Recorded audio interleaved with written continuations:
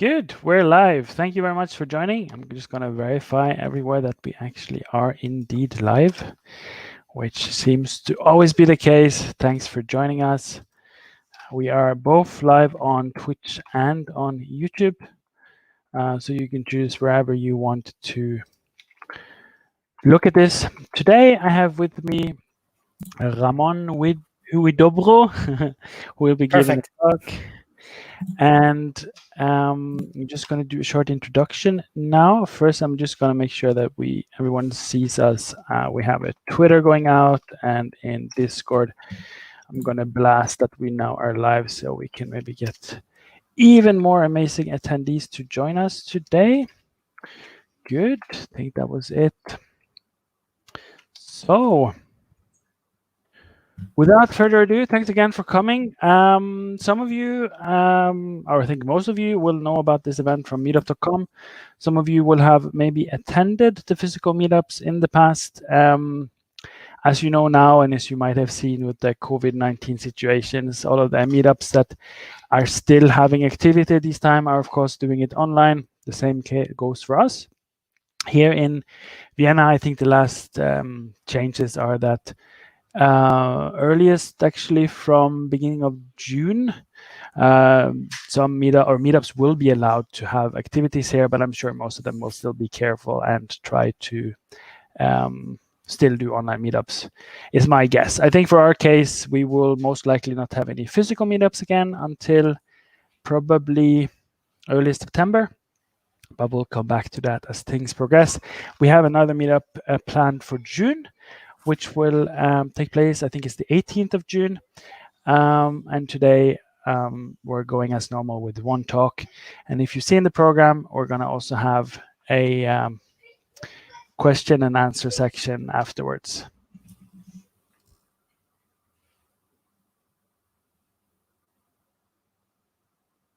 Sorry, it was just some disturbance here. A big thanks to my company for supporting us. When we have physical locations, we're always sharing drinks and food. Today we only have virtual drinks and food, unfortunately, but they're also supporting the tool we're using for this stream, covering the expenses for that, and also supporting my time with the meetup. So if you're looking for a job in programming, most likely you will be looking for something in the front end. We are currently hiring. We're also looking for back-end type jobs, project managers, and all sorts of other IT jobs. So feel free to have a look if you yourself are looking or someone else that you know might be looking. Feel free to send them our way. And if you want to ask questions, just contact me directly, and I'll be happy to assist. We have other meetups as well that I'm organizing, both of the ones on the screen. I have founded as well, and they're also supported by my company Epcont. That is the FreeCodeCamp Vienna meetup. That is also a monthly meetup, and the Vienna Golang meetup. So feel free to join us. You can find them both at meetup.com if you're interested in any of those topics. Today, we're now currently on the introduction. Then we have the marvelous talk, Let's Build a Point of Sale System Using a Vue or Two by Ramón Huidobro. I think I'm getting better at pronouncing it. Perfect. Good stuff, good stuff. And we'll soon give the floor to him. And then afterwards, we're giving you the chance to post questions during the meetup and for the talk. And those questions we will highlight after the talk, so Ramón can have a chance to answer them. We also have a segment for if you would like to ask a question in general, or you would like to have me or Ramón or the chat room together discuss something. Maybe you're working on something to do with Vue.js and you're wondering about what the best library is, best practice, some tips on a specific topic. Feel free to shout out, and we'll see if we can help, or we can get some help from the audience. Thanks for joining, Darek. I see you're on both platforms. Our community guy, Gusto, that you will see in Viewland and everywhere, is with us in the chat. And feel free, everyone else, I see we have a few people combined. So anyone that is in the chat, and watching this, feel free to at any point say hi from and say who you are, and we'll say hi back. Cool. So here's the promised talk in a short minute, and here's the promised virtual snacks. So feel free to grab something now while you're waiting. And I have something here for myself while I'm going to enjoy Ramon's talk. So get out the popcorn, and I think it's about showtime. Are you ready, Ramon? All set. Awesome. So then we'll have a quick segue. I'll remove myself, and then it's all you, Ramon. Go. All right. Hi, everybody. Good evening. Thanks a lot for tuning in, and thank you, Rob, for your marvelous introduction and for hosting this online meetup. It's no small amount of work, and it's highly appreciated. During this pandemic, I've been joining a lot of online meetups, and it's always so much fun. It also means that I've got a lot going on every evening. But yeah, so thanks for tuning in. I'm very excited to tell you my story. I'll start by introducing myself a little bit. My name is Ramon, as Rob said. I'm originally Chilean, but I've been living in Vienna in Austria for 20 years now, so I can't really say I'm Chilean anymore. But it says that on my passport. Yeah, for the last 10 years, I've been working odd jobs here and there in software development, native and web, native macOS as well a little bit. And I really enjoy community stuff. I'm not only attending, but also running a few meetups. Here in Vienna, I've got the Ruby and React Vienna meetups that I help with, as well as a couple of conferences here and there. It's just way too much fun. And yeah, I'm also a part of the Mozilla Tech Speakers program, which are very kind to help me and others around the world give talks around the topics of the open web. So that's enough about me. You know, one of the things that I love about freelancing is that it allows me to put myself in different situations at different times. I could be, you know, working with refugee relief. I could be working with telemedicine, which are both things that I've done in the recent present, which I really appreciate. But another one that I've been working with, which is what I'm going to come and talk to you about today, is about gastronomy. So this one client of mine, they're a company called Takeaway, and they offer 3 services. One is a catering company. They provide catering for events. Another one is providing cafeteria lunch for office workers, which, as you can imagine, is a bit on the down low lately. And the third area is a restaurant. And the topic that most of my work focuses on is this middle part. So over the last few years, I've been helping develop an app that allows office workers to come in, log in during their work, order lunch for the coming week, which is then processed on the day and delivered to those office workers, normally at a canteen in their office buildings. Now, these canteens have a point of sale system that allows customers to come in, say what they've ordered, the cashier punches it in. There's normally a chip card reader so that the user can be identified, and there's a receipt printer that prints out receipts of their deliveries. I did pick out random photos, so I'm just going to draw cables there. Just imagine they're plugged in. So this was my client was using these point of sale terminals, some proprietarily built hardware and software running on Windows 10. And it ran great for a very long time. But my client, after some time, came up to me and said, Ramon, for our next task, could you please develop a point of sale system from the ground up based on our current web infrastructure? Now, you might be wondering the same thing I was. If it wasn't broken, why fix it, right? And the reason is, so a bit of background, my client is also a software developer. So at the end of every month, when it came to a billing period, they would have to extract the data from that proprietary piece of software in, I believe it was Microsoft MySQL format, and put that onto our web platform, which ran on Ruby on Rails. So given that, he thought, okay, what if we build our own web app that runs on top of that and put it into that infrastructure, right? So I like to give my projects fun names. So the name of this project was Project Casadilla. For those that don't speak German, casa is a cash register. The way the app works, the customer comes in, they scan their chip card, the chip card reader goes beep. They confirm their orders with the cashier, they get their receipt and their food, of course. So we were all set to get started when my client says to me, by the way, could you please have it done in 3 weeks? And I thought, okay, I'll give it a try. No, I was more confident than that. I said, yes, of course. For full disclosure, I'm not by any means a hardware expert. I've dabbled in some projects here and there, mostly around Raspberry Pi stuff, and it's a ton of fun. But yeah, this would be a little bit new for me. Well, what I'm going to do today is show you a little bit of my story of how that app was built. As you probably surmised from the title, I built a Vue.js app on top of this Ruby on Rails infrastructure, starting with some hardware.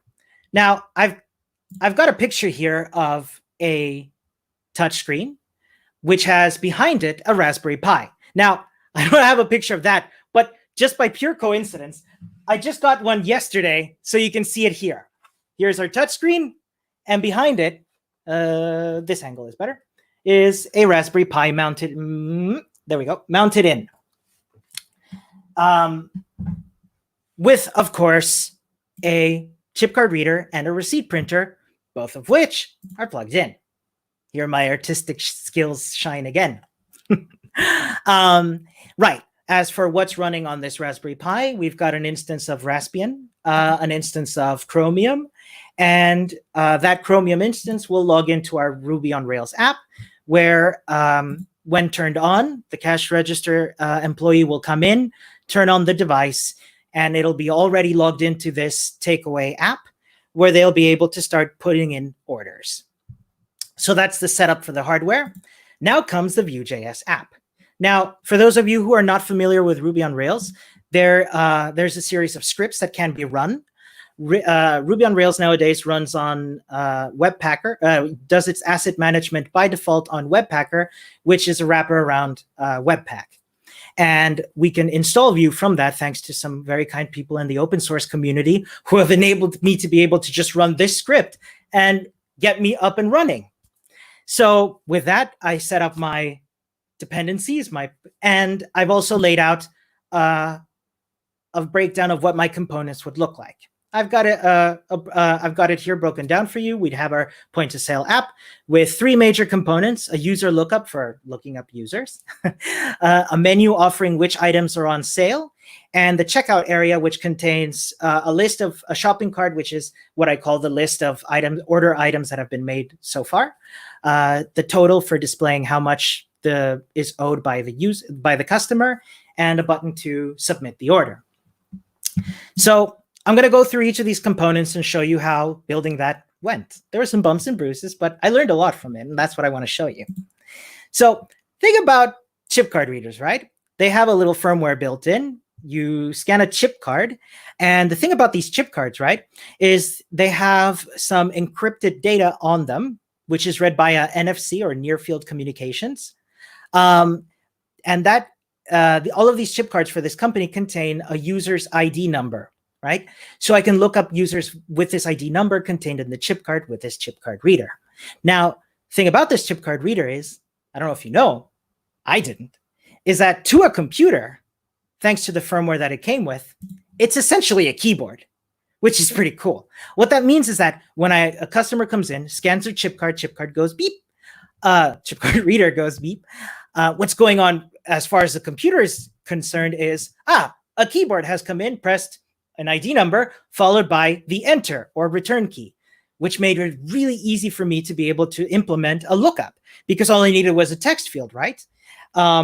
Even that, in order to make it a little more handy, given that the Ruby on Rails app was using Bootstrap for its styles, I was able to look up a plugin called bootstrap select, which allows me, I'm just going to show you a screenshot here. I've blurred out all the data that would identify somebody. The name Abida Briggs is sample name that I put in.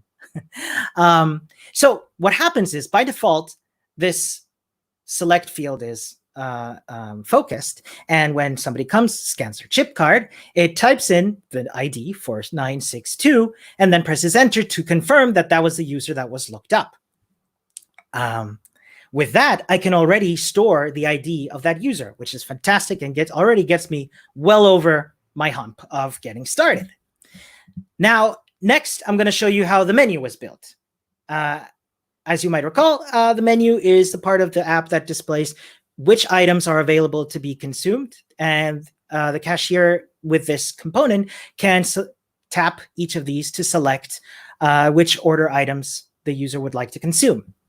In our database, we've set it up so that each user's company, a user belongs to a company, and a company has available to them a couple of food categories, and each of these have food articles in them. I'll show one example would be drinks as a category, and as articles, Coca-Cola, Pepsi, Fanta. I'm not paid by any of these companies. I'm just mentioning them randomly. Right. So we've got all of these broken down. And then so on my menu, this is a screenshot of what it looks like, shows at the bottom which categories are available.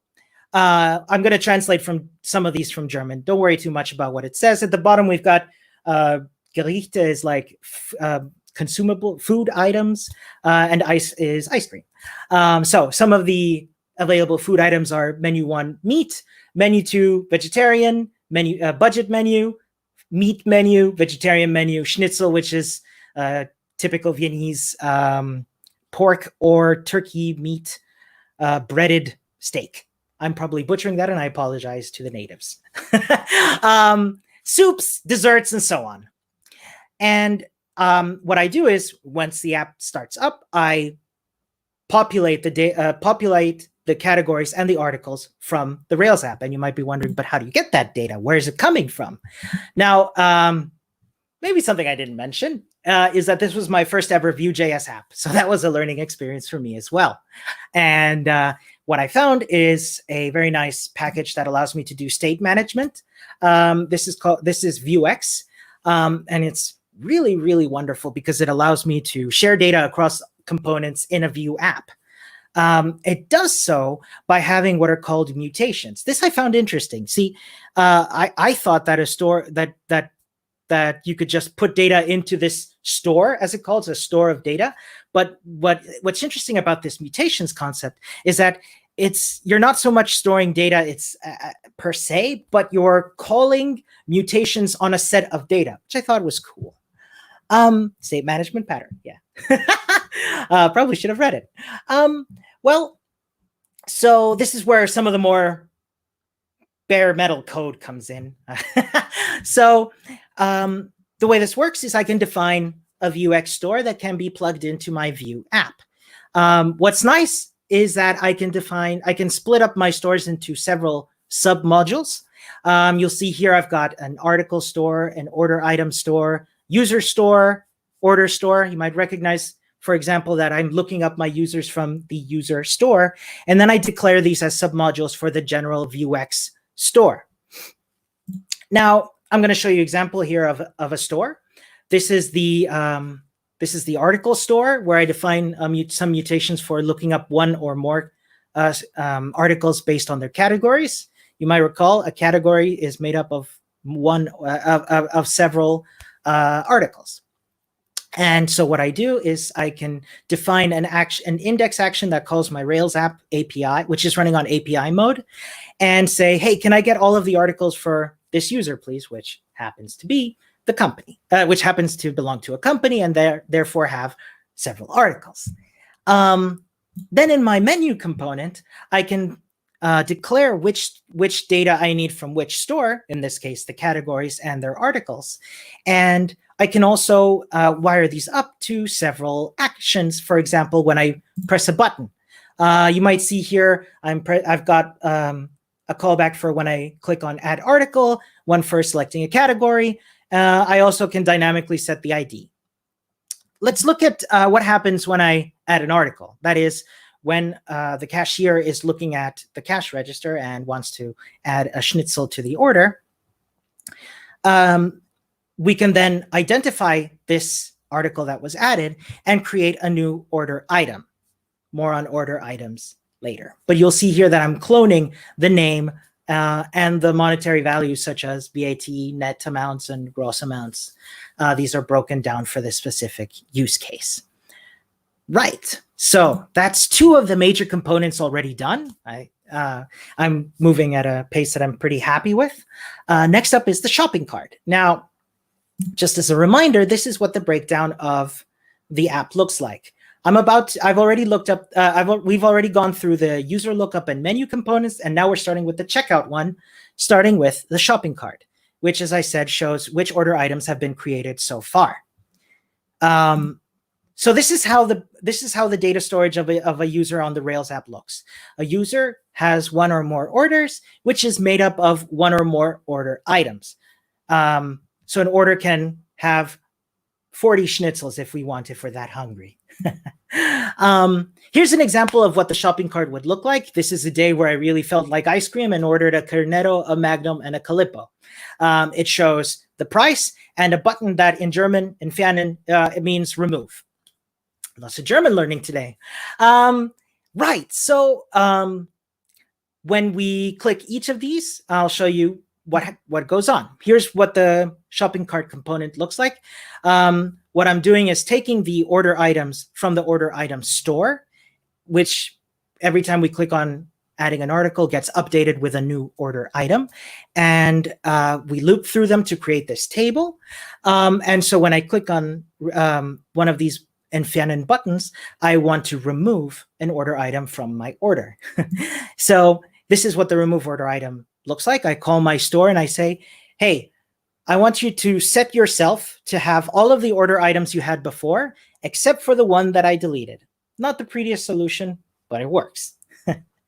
So that's the shopping cart component. Next up is the total component. This was my favorite one to make because all I needed to do was display an amount by going over all of the order items in my order item store and summing up their gross amounts. That's it. I was then able to format it prettily to have euro sign and all that. Finally, we've got the event that takes place when we send an order off.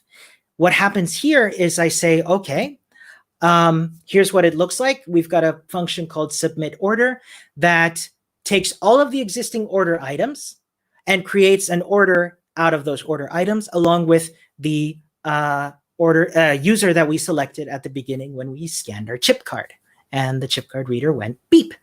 So when we do that, we send off a mutation to create an order, passing that order along, and then we call the reset mutation on the order item store, which empties out the list of order items, and we can start with a fresh new order. Now, one more left. Then we look into printing out receipts. And so this is a receipt printer. It prints, it's called a thermal printer. Now, here's the thing I did not know about thermal printers, even though I should have known it because it's in the name. See, thermal printers, fun fact, don't actually use ink to print, but they're thermal. They kind of burn the paper. It's the coolest thing I've ever heard. Yeah, so these printers normally come a popular manufacturer is called Epson, and this is an Epson printer, and it uses a protocol which allows you to send hexadecimal data to this printer. This protocol is called ESCPOS or ESCPOS, or I don't actually know what's the commonly held way of pronouncing it. So they provide a nice 40-page PDF, which takes you over all of the commands you can make. And of course, because the open source community is absolutely incredible, there's also lots of frameworks for automatically wrapping around all of these ESCPOS commands. What you're looking at here is the GitHub page for the Ruby ESCPOS framework, or gem, as they're called in Ruby. And what's really cool about it is that it allows me to call pretty straightforward commands for doing things like bold printing, underlining, formatting.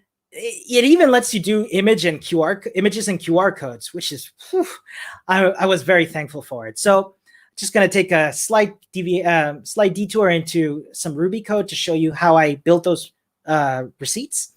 What you're looking at here is the controller for building an order once it's been received from the point of sale.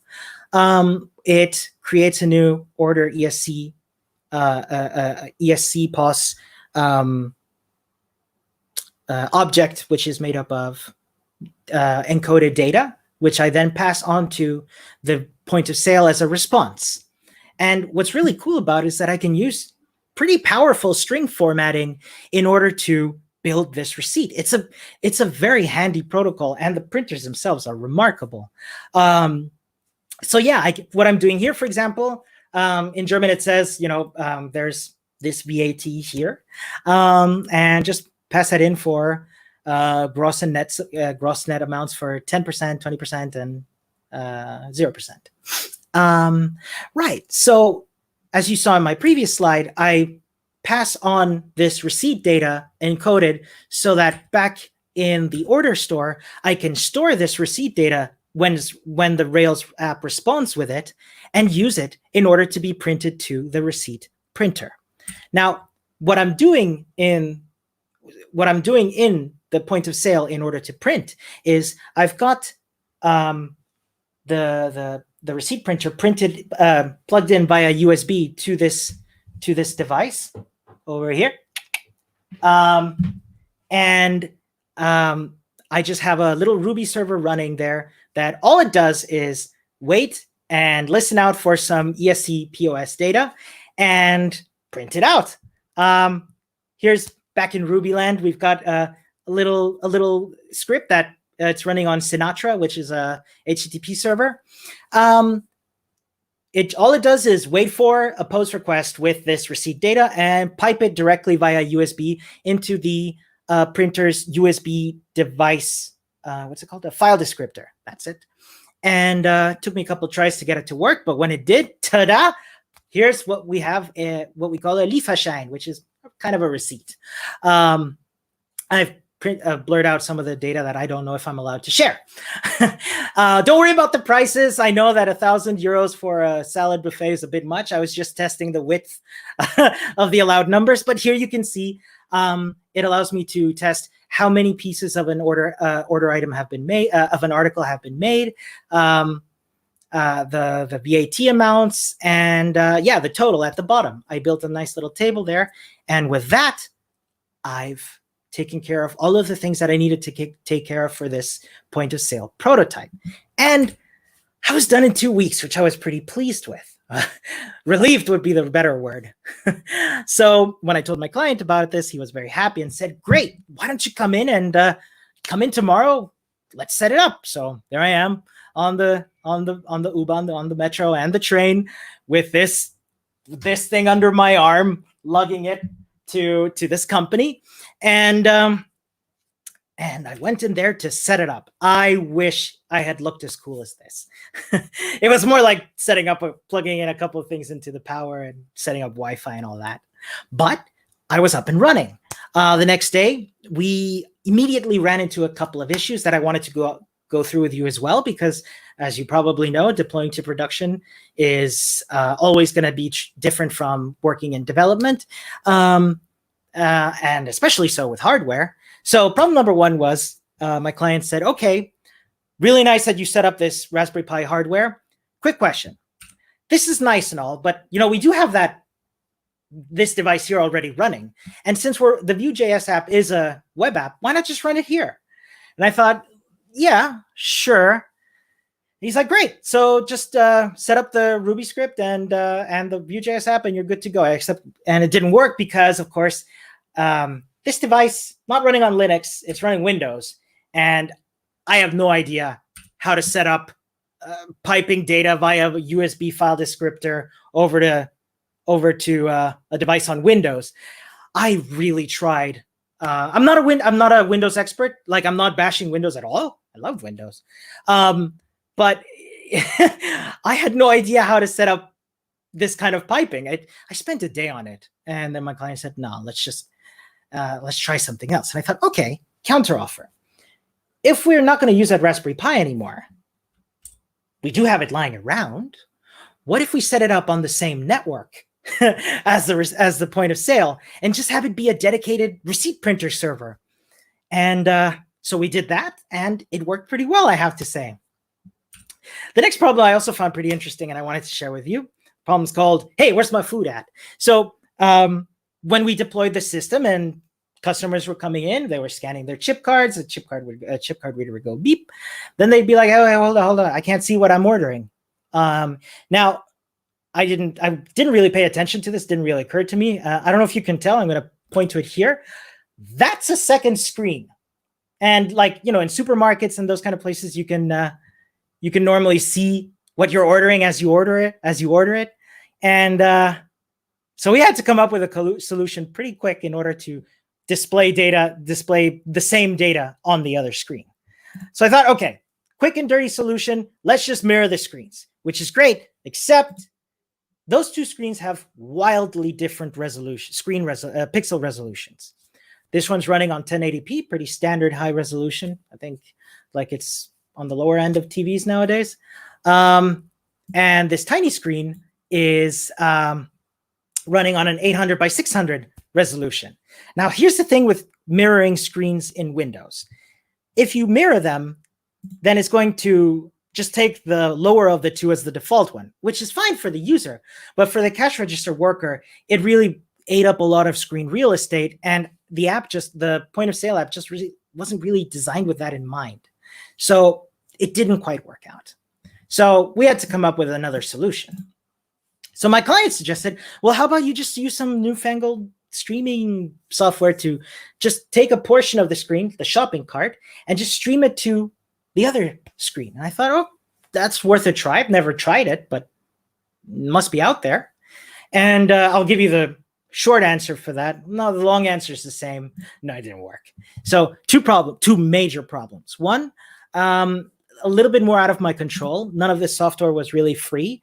Now, that's not a bad thing. I'm saying people should get paid for the software they make. The problem is when you're working with a client, that's then they need to manage things through accounting and create. It's not my area of expertise. I'm not going to lie, and it would have taken too long. My client said so. That was not an option.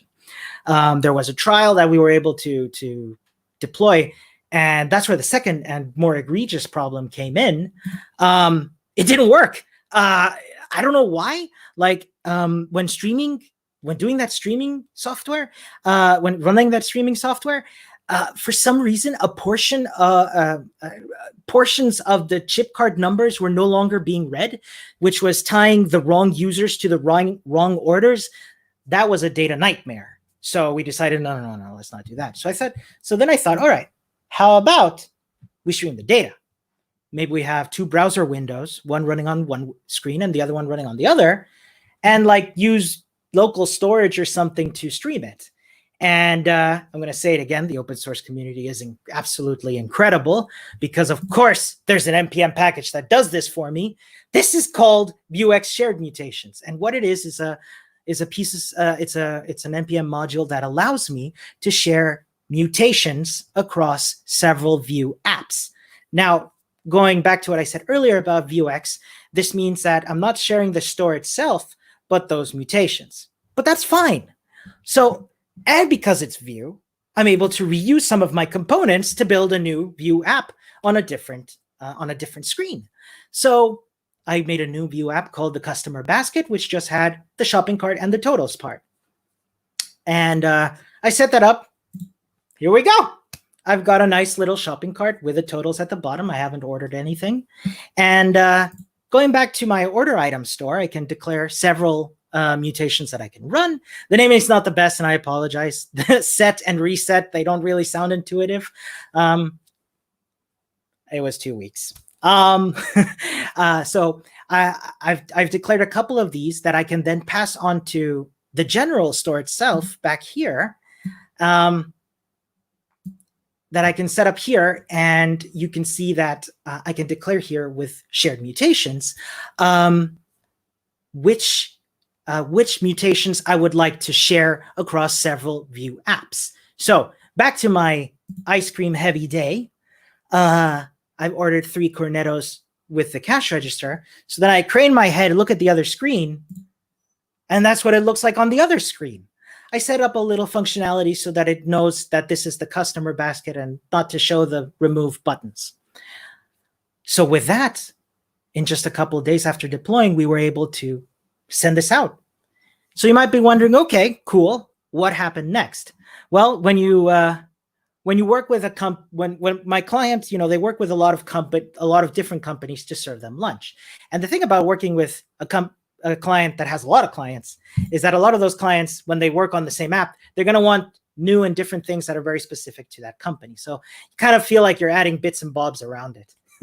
But I found 3 quite interesting that I wanted to share with you. One is the problem of company subsidies.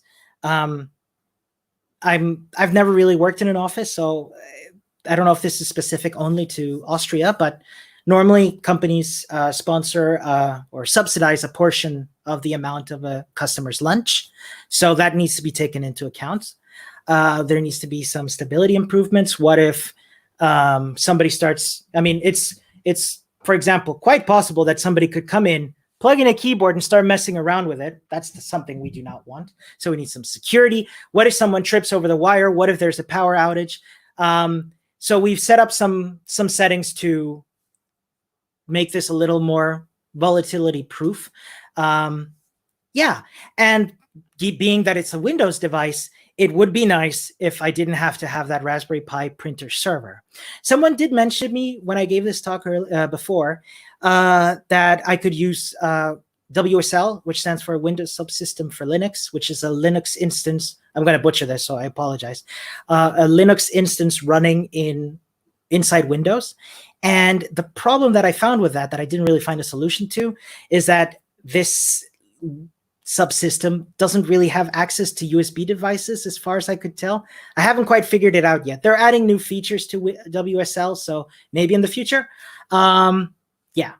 And the other, another thing that came up that I didn't put on my slides is the question of accessibility. It was pointed out to me that an accessibility law is about to be enacted in the European Union that makes it a requirement to implement accessibility features into these kinds of devices. Now, this is something that I'm constantly learning about, and I need to continue improving. So I've done what I could in terms of, I did what I knew in terms of adding keyboard navigation functionality, and making text legible, large enough, color contrast, but there's so much work that needs to be done towards making that a much better accessible piece of software and hardware.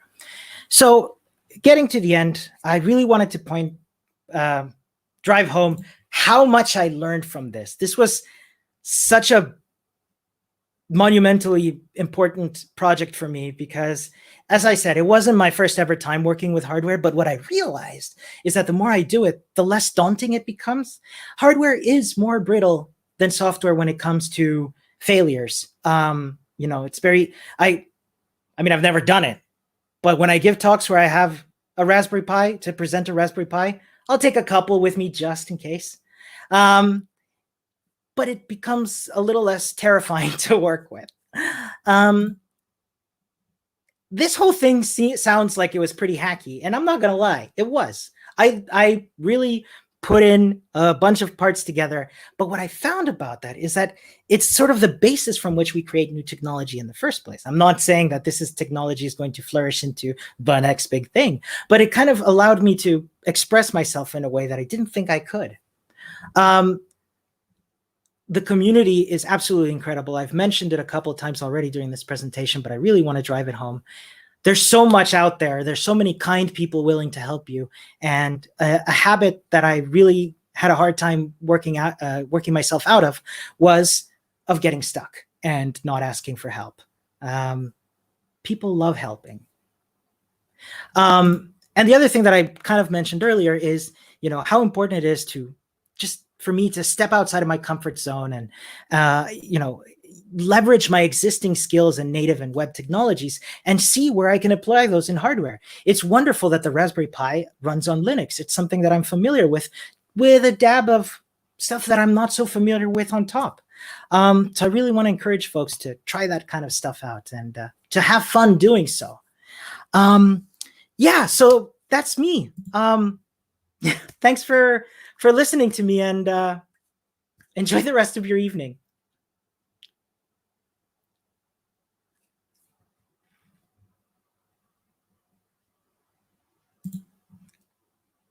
Sorry, Rob, I think you're muted. I don't know if you're trying to talk. Oh, yeah, nice. Thank you so much for pointing it out. Thanks for giving a talk, Ramon. It was really nice to,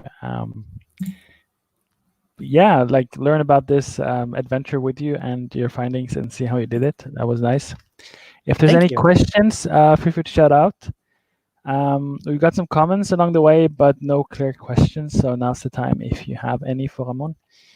1 second, let me put up this thing here. Oh, cool. Now there's no question. We are in the question portion of the talk. I didn't really have any clear questions for you myself.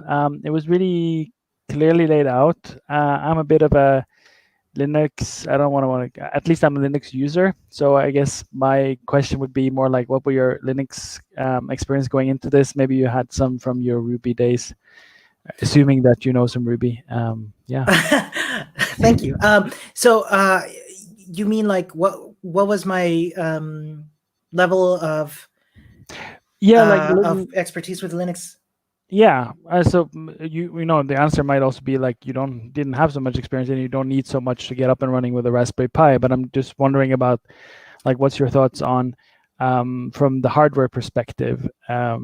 If you're used to being a DevOps and if you're used to being a developer and you don't do so much like DevOps or even like operations, putting stuff together, like what's your thoughts on that? Yeah, I mean, I had some experience going in with some DevOps stuff, as you mentioned. Mm-hmm. I try to. It's an ever daunting thing for me. Just earlier last year, I spent a lot of time messing around with my website. I try to host it myself on a DigitalOcean instance, and earlier this year I tried getting it to be as efficient as possible in serving and caching stuff, and that was a learning experience. Yeah, it took me like I think 2 evenings to get Broadly set up, which is I think it's provided by Google. It's for compressing assets like images and CSS and so on. Okay, yeah. And Google likes it, so I did what Google wanted. So I had some experience with that. I said with Raspberry Pi, I've always enjoyed messing around with Linux. So going into that, doing things like setting up stuff to run on boot. A couple of things I didn't mention that I didn't have time to go into really. For example, this device here, it's got an auto SSH set up on it through a reverse tunnel, which means that this SSH is up to a server. And then when I need to connect to this thing when an emergency comes up, I can just SSH to that server that then goes here. It's more secure that way. That way we're not opening this up. So that kind of thing was pretty new to me. But I don't know. I after over time, I've kind of developed this attitude that I am stuck, but I'll get there one way or another, or reach out for help eventually. You mentioned asking for help, so that's cool. Yeah. Yeah, for sure. Yeah. I saw a question here from Derek. I would love to answer it if I may. Go for it. Yeah, sure. How did you pull off the Dance Dance Revolution stuff? And that was a ton of fun. And I just so happened to have the small prototype here. For context, Dance Dance Revolution is an oldish arcade game. I played it a lot in my teens, where you've got 4 buttons on the floor, 4 big buttons, and you they're arrows, and you step to the music to dance to them. And the pads for that, the mats for that are pretty expensive nowadays. If you want a really good one, it could cost upwards of $600. And I think I was at Maker Faire Vienna, which is an event for hacker spacey stuff. I like looking at this stuff. I found this paint called Bare Conductive Paint. And what it is a paint that allows you to draw electrical circuits.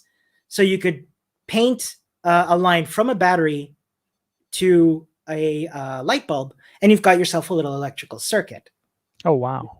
So I thought that was pretty fun. And I thought, I think I saw it on Facebook videos or something ages ago, and I didn't think much of it. I thought, oh, that's pretty cool. But then I discovered that not only is it conductive, it's also capacitative, which means that if I touch it, I can induce a charge on it. And I thought, that's pretty cool. And then I discovered that this company provides hats that you can put on top of a Raspberry Pi. What? Here we go. See, this is the nice thing about doing talks from home is you can pull out your toys. Here we go. So what you see here is a Raspberry Pi Zero, but on top of it is this thing called, I think I have to do this. I'm not very good at cameras. That's good now. That's a hat that has these electrodes on it. There we go. Yeah. That has these electrodes on it where you can paint lines to them and then trigger each of these as a different event, right? And this runs on Node. And I thought, okay, that's pretty cool. So my wife and I, who really like this game, we decided to buy a yoga mat and turn this into a project. So we made big arrows of it. I've got a small prototype here that I carry for talks. So what this is here, this is the Bare Conductive Paint. And I connected via these crocodile clips to the Raspberry Pi electrodes. The cat just presses start. And it's pretty cool because then I was able to basically tell the Raspberry Pi, I had to mess around with like firmware code to turn the Raspberry Pi into what's called a USB gadget, which tells the computer, hey, I'm a keyboard. Oh, wow. Okay. It was pretty involved. Please stop me if I'm going on for too long. It's on like Linux module that you have to enable, and then you have to. Exactly. I'm like, okay. Wow. Okay. Yeah, and so I learned a lot from that. Can I post a blog post here? Yeah, of course. And this is like, for those out of context, this is the DanceMat.js project that it turned into, or is it? Yeah. Okay. So can I post it here? Where can I post it? If you see comments in this studio, just post it there. It should go to all channels. Live comments, right? No. Yeah, that sounds good. Try it there, and I can see if it ends up in the right place. It seems I can only send stuff to private chat. Okay, cool. Then I'll pass it along. Thank you. So I mean, we built this. Now, here's the part that I always leave away for laughs. This looks like a nice little piece of cardboard. It's actually the back of a pizza box. So yeah, we just built that in a couple weeks and had a game controller running that is essentially a keyboard. Cool. Nice. Amazing. I'd love to see you talk on that. Or I'm sure there might even be a recording of one somewhere. I was very lucky last year to be able to speak at JSConf US about it. So there's a recording out there. Awesome. Yeah, hope that answers your questions, Derek. It is great when you connect disparate dots. That was the thing that I found the most astonishing about this whole experience is that you kind of have these assumptions of where you are as a software developer, but when you just branch out just a tiny bit, you find commonalities between the two that you think, okay, I can connect these as Dave very astutely says here, that are disparate dots. So that's a lot of fun, and I really appreciate that. Yeah. Dag is saying gracias, and then we have another praise coming from Ebna Marcus. Oh, great talk, loved it. Thank you. Good stuff. And I think that's about covers it. Yeah, I mean, if you ever, sorry. No worries. Feel free to keep posting any questions, you guys. We have at least another 11 minutes. If you have something that we can discuss together, Yeah. You said also you did it on like boot up. So did you use some system D stuff, or what did you use to make it boot on start? Can you remember? I think it was System D. Yeah. Yeah. Yeah. Like I built these System D. Thank you. I built this System D service that would start up auto SSH, and at the time, it was also running. I think it was Vino for VNC screen sharing. Okay. You know, in case one of the cash register employees would call me and be like, "Hey, this doesn't work," I can log in and take a look at it. Then you can do that in addition to because for you as a Thank you, developer, Robert. you need the SSH, yeah. But for like really understanding and troubleshooting and seeing what they're seeing, I can get Yeah. how it's nice to also see the remote desktop or like the whatever. Yeah, VNC. Cool. It was pretty handy, and I have to say, like, it was pretty fast. The Raspberry Pi is 4. This is a Raspberry Pi 4. It's a remarkable piece Nice. of hardware. Yeah.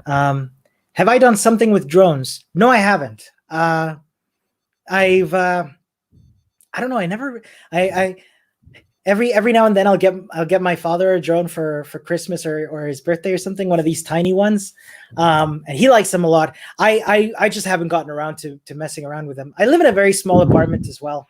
And especially lately, it doesn't make a lot of sense to be flying a giant drone. For sure.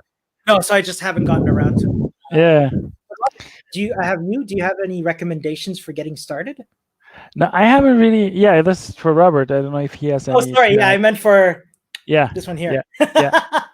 Hi, Robert. Thanks for last time. He was with me at Vue.js Amsterdam. Oh, nice. Only thing I would say is like, I'm kind of like, I think like one thing I have to, like, at least I need to get off my bucket list is go to DEF CON in, I think they have it in Las Vegas every year. Probably not happening this year.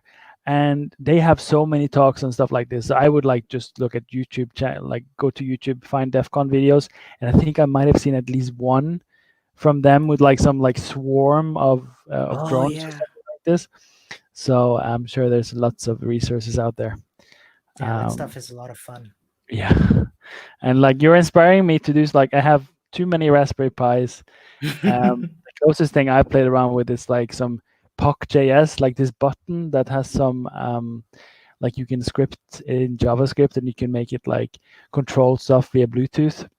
Oh, wow. And stuff like this. And I have a weather monitor, but it was just me using some repo and hacking together some stuff I wanted, and it refreshes on a e-paper display every 1 minute. Those are awesome. Yeah, so there's so much stuff you can do, and it's with Corona time, I've at least found the time to like make it so I'm not dependent on my free credits on Google anymore for some traffic data.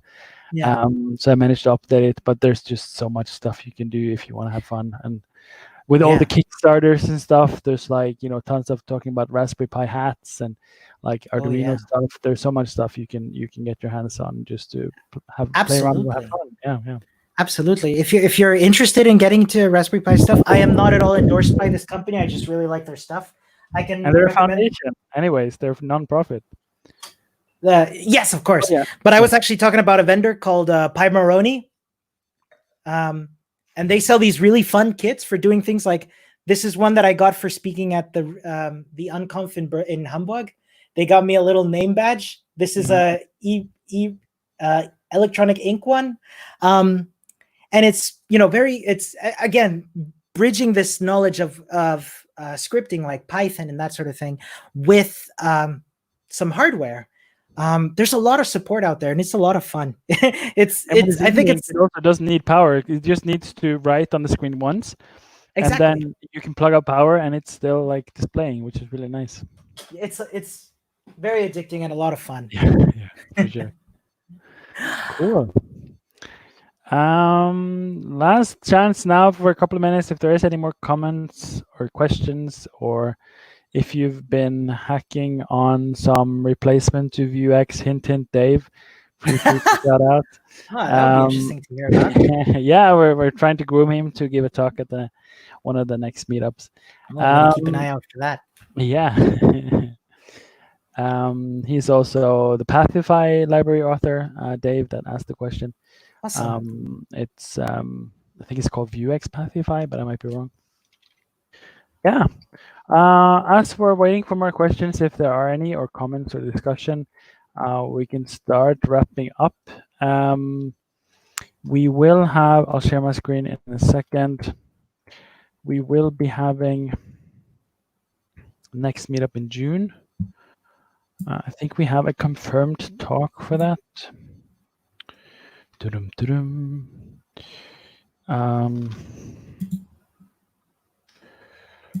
me check. The plan is to have one talk by, or at least one talk by, that's not you, or that is you, but then it's the wrong meetup. Let me check again.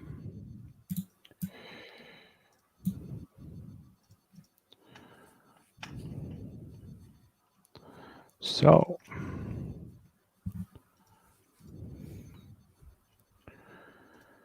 Balash, I'm pronouncing it wrong, I'm sure. Balash Berek, I'm just going to stop. You see it on the screen. Will be working title for the talk is Vue.js with web workers. He's had a case there where he wants to share with us his problem that he faced and how he solved it. We are still have room for one more talk, lightning or a normal talk, if someone like Dave cough cough would like to talk. For July, I'm not sure yet. We might have a meetup there. It depends a bit on the COVID-19 situation and also summer breaks and stuff like this. Worst case, we won't have a meetup in July and August, and then we're back in September. Best case, we have something in July as well, and then back in September. For those of you, because I know some of you are stumbled across this meetup via the YouTube live stream or Twitch. I'm still connected to my personal ones because it was too painful to set up for each of my 3 meetups. They require to have, I think you can verify 1 streaming per channel.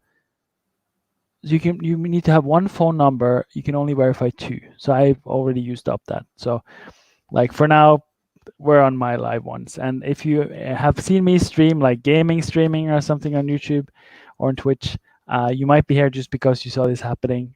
So really out of context, this is a physical meetup, meaning a programming focused get together to see talks and to share stuff around the topic of programming. And if you're interested or you are intrigued by this, or you for some other reason stumbled across this, you can keep getting more awesome meetups from us by going to meetup.com, looking for Vue.js Vienna in this case, and then you can be notified for the next one. Also on the same topic of programming, Free Code Camp, if you're a beginner, is awesome for learning to code. It's JavaScript centric, so have a look at meetup.com for Free Code Camp Vienna, or just Google it. Golang is a bit out of the topic of today, but if you're interested, then have a look. We've gotten some more comments here. Dave is coming next month. And Excellent. What your Twitter is? I think I already have it up here. Oh yeah, I can answer that straight away. Yeah, I'm Hola Soy Milk on Twitter. It's a terrible joke, and I'm not going to apologize for it. Hello, I am Milk. Anyway, yeah, feel free to reach out. I got it. Feel free to reach out. I love I love talking about hardware development, all kind of good stuff. Yeah, keep in touch. Woo-hoo. Good stuff. That's React Native development in a nutshell. Nice. Anyway, sorry. That's another teaser for why you should go follow him on Twitter. I don't know about that. Nice. We're also on Twitter, so come have a look. I've tweeted some stuff from today. The physical meetups, we normally live tweet from the talks. So lots of nice stuff there, and follow us. And if it looks like you are a genuine human being with some content on Twitter, then we will follow you back for sure. Yeah, Dave saw it. Right So away. for those of you who, yeah, anyways, we've shared it now. So thanks, Dave. We can highlight it on the screen as well for sure. And Dalek is saying, take care and thanks. And that's a good cue. So no more Same to you. questions. Thanks a lot for joining today, Ramon. It was really enlightening and nice to see such a creative use case for Vue together with a lot of other stuff that kind of, for me at least, is really interesting. Knowing Raspberry Pi and Linux, and I'm like even more curious about Ruby now, which is something I haven't learned, but I've heard so many good things about the Ruby community. So definitely on my to-do list. Cool. Well, thank you for having me, Rob. It's been a lot of fun, and thanks, folks, for tuning in. It's a great time. Yeah. So with that, I think we'll just say cheers to everyone. Maybe if someone else has a drink at home, then feel free to have a virtual cheers with us. It can also be this other glass of something that is non-alcoholic. And yeah, hope to see you again soon. Feel free to reach out to me at any time via meetup.com or Twitter. I'm at Rob Axelson. Also on Discord, I'm active. So if at any time during this, if you would like to give a talk at a future meetup, if you would like to just get together with more Vue.js enthusiasts, also feel free to reach out at any time. And with that, Thanks for keeping this going, Rob. Really appreciate yeah, it. you're welcome. You're welcome. So take care. Thanks for coming, Ramon. And we'll end the broadcast. So Have a good night, thanks everyone everybody. out there. Take care. Good See you night. later.